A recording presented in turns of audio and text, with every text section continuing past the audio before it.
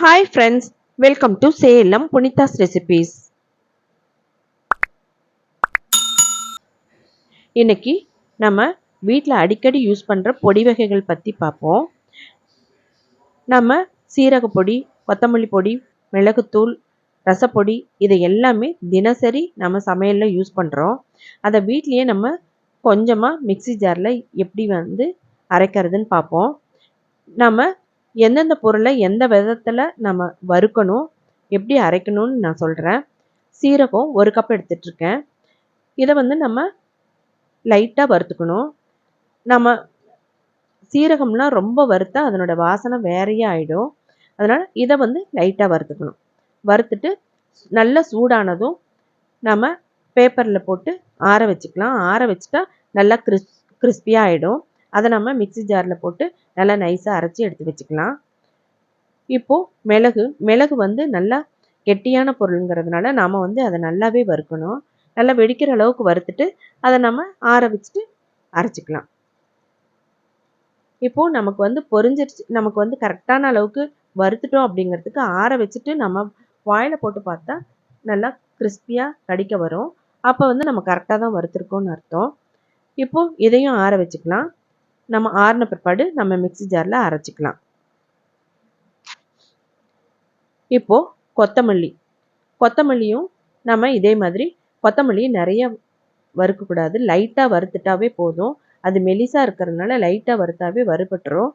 நம்ம அதை ஆறின பிற்பாடு எடுத்து வாயில் போட்டால் நல்லா க்ரன்ச்சியாக இருக்கும். ஏன்னா நிறையா வறுத்துட்டா அதனோட வாசனையோட தன்மையே வேறு மாதிரி இருக்கும். இப்போது நம்ம எல்லாத்தையுமே மிக்ஸி ஜாரில் சேர்த்து நல்லா நைஸாக அரைச்சி அதையும் ஆற வைக்கணும். அப்படியே சூடாக எடுத்து வச்சிடக்கூடாது. வேர்த்துடும், சீக்கிரமாக கெட்டு போயிடும். அதனால் நம்ம ஆற வச்சுட்டு அப்புறம் நம்ம ஏர்டைட் கண்டெய்னரில் போட்டு நம்ம பத்திரப்படுத்திக்கலாம்.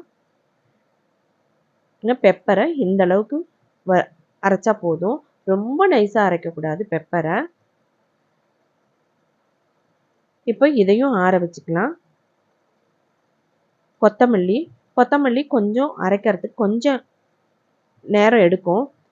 ஏன்னா அது திப்பி திப்பியாக இருக்கும். அதை நம்ம கொஞ்சம் நிறைய நேரம் அரைக்கணும். அரைச்சா நல்லா நைஸ் ஆகிடும். இப்போ பாருங்க நைஸ் ஆகிடுச்சு. வாசனை நல்லா இருக்கும். நம்ம வீட்டில் வாங்கி அரைக்கிறது வாசனை அப்படி நல்ல ஒரிஜினலாக இருக்கிறதுனால நல்லா இருக்கும்.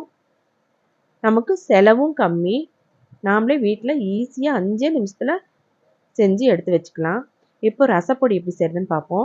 1 டீஸ்பூன் வெந்தயத்தை நல்லா செவக்கிற அளவுக்கு வறுத்து எடுத்து பேப்பரில் ஆற வச்சுக்கலாம். 2 டேபிள் ஸ்பூன் மிளகு, இதுக்கு 4 டேபிள் ஸ்பூன் அளவுக்கு சீரகம், 8 டேபிள் ஸ்பூன் அளவுக்கு கொத்தமல்லி எடுத்துக்கணும். இப்போ இதை நல்லா வெடிக்கிற அளவுக்கு வறுத்துட்டு இதை பேப்பரில் கொட்டி ஆற வைக்கலாம். இப்போது நம்ம கொத்தமல்லியை சேர்த்து வறுத்துக்கலாம். இதை 8 டேபிள் ஸ்பூன் போட்டுட்டு நம்ம நல்லா லைட்டாக வறுத்தாவே போதும். வறுத்துட்டு அதுக்கு பின்னாடி சீரகம் சேர்த்து வறுத்துக்கலாம். இதுக்கு தேவையான மிளகாய், அது ஒரு 8 to 10 மிளகாய் எடுத்துக்கலாம். மிளகாய் வறுக்கிறப்ப மட்டும் நம்ம அதை ஒரு 1 or 2 drops எண்ணெய் விட்டு வறுத்தா அது கருகாமல் வரும், நல்லா இருக்கும். இப்போது சீரகமும் அதே மாதிரி லைட்டாக வறுத்துக்கிட்டாவே போதும். இந்த ரேஷியோவில் நீங்கள் ரசப்பொடி செஞ்சு வச்சிங்கன்னா நல்லா கமகமன்னு இருக்கும். கல்யாணத்துல இந்த மாதிரி தான் செய்வாங்க. இப்போது 2 ட்ராப் எண்ணெய் விட்டுட்டு அதில் 8 to 10 மிளகாய் போட்டுட்டு லைட்டாக வறுத்த போதும். அது பஃப்னு ஆனதும் எடுத்துடணும். கரிகாமல் பார்த்துக்கணும். இப்போ ரெடி ஆகிடுச்சு. இதை நம்ம எடுத்துக்கலாம். இப்போ நம்ம கட்டி பெருங்காயம் எடுத்துக்கணும். இது கட்டி பெருங்காயம் தான் நல்லாயிருக்கும். அதை ஒரு 10 கிராம் அளவுக்கு எடுத்துகிட்டு நம்ம லைட்டாக அதே அந்த எண்ணெய் ஒட்டிகிட்டு இருக்கு இல்லையா, அதுலேயே நம்ம வறுத்து எடுத்துக்கலாம். லக்ஷ்மி பெருங்காயம், இது நம்ம கல்யாணத்துலலாம் ரசத்துக்கு வறுக்கிறப்ப இதை யூஸ் பண்ணுவாங்க. ரொம்ப வாசனையாக இருக்கும், ரொம்ப நல்லாயிருக்கும். அதனால் அதையும் 1 டீஸ்பூன் அளவுக்கு நம்ம சேர்த்துக்கலாம். இதெல்லாம் நல்ல டிப்ஸுங்க, ரசத்துக்கு நல்ல டிப்ஸ். ஏன்னா இதெல்லாம் கல்யாணத்தில் இந்த பெருங்காயத்தை சேர்த்துவாங்க. ரொம்ப வாசனையாக இருக்கும், ரொம்ப நல்லாயிருக்கும். இப்போ ஒரு கைப்பிடி அளவுக்கு கறிவேப்பிலையும் நல்லா வறுத்துட்டு இதோட சேர்த்து ஆற வச்சுட்டு நம்ம மிக்ஸி ஜாரில் சேர்த்து நல்லா நைஸாக அரைச்சி எடுத்து வச்சுக்கலாம். இப்பயே பாருங்கள் ரொம்ப வாசனையாக இருக்குது. இது வந்து எல்லா ரசத்துக்குமே யூஸ் பண்ணிக்கலாம். சாதா ரசம், பருப்பு ரசம், தக்காளி ரசம், மிளகு ரசத்துக்கு கூட இதை போட்டுக்கலாம். நல்லா இதை எல்லாமே ரொம்ப சூப்பராக இருக்கும் இந்த ரசப்பொடி. நீங்களும் இந்த மாதிரி வீட்லேயே நீங்கள் பொடி வகைகள்லாம் செஞ்சுக்கலாம். செஞ்சு நீங்கள் ஏர்டைட் கண்டெய்னரில் போட்டு வச்சுக்கிட்டிங்கன்னா நீங்கள் ரொம்ப நாளைக்கு கெடாமல் இருக்கும். நமக்கு நல்ல வாசனையாகவும் இருக்கும்.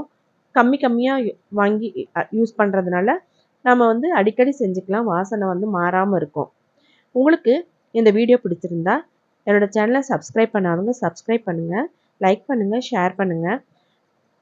எப்படி இருந்ததுன்னு கமெண்ட் பாக்ஸில் கமெண்ட் பண்ணுங்கள்.